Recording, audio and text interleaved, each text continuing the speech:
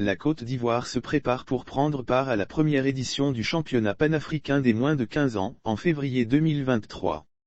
La première phase des éliminatoires au plan national est du ressort de l'OASU, selon le directeur général de l'Office ivoirien des sports scolaires et universitaires, l'OASU, M. Koné Mamadou, qui s'est exprimé lors d'une conférence de presse.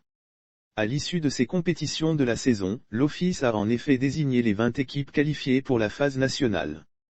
Il s'agit de 7 équipes féminines et 13 masculines parmi lesquelles sortiront les champions nationaux qui défendront le drapeau lors de la phase de zone, notamment la zone B de l'Union des fédérations ouest-africaines, UFOA, à laquelle appartient la Côte d'Ivoire. Tournoi panafricain, qu'est-ce que c'est? La Côte d'Ivoire est à jour du programme, l'OASU a su dérouler la partie qui était à sa charge et on a les ressources qui permettent d'organiser la phase nationale. Cet accord a été pris avant qu'on ne commence la saison, mais au niveau calendaire, nous sommes à jour. On a pu faire les phases départementales, régionales, de district et c'est ça qui nous permet aujourd'hui de vous communiquer les listes des champions de district, a rassuré Koné Mamadou Souliman.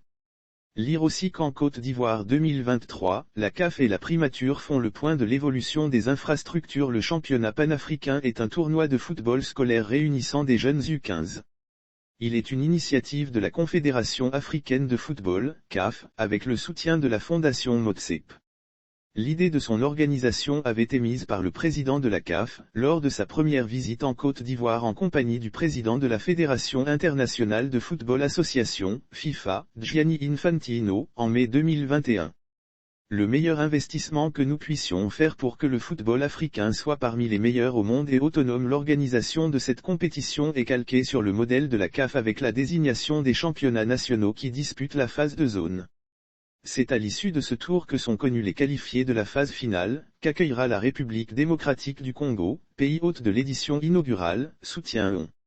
Le meilleur investissement que nous puissions faire pour que le football africain soit parmi les meilleurs au monde et autonome, c'est d'investir dans le football scolaire et dans les infrastructures de développement du football pour les garçons et les filles. C'est l'un de mes principaux domaines d'intervention en tant que président de la CAF, avait indiqué le président de la Confédération africaine de football, CAF, Patrice Motsep. Source, agence ivoirienne de presse, AIP.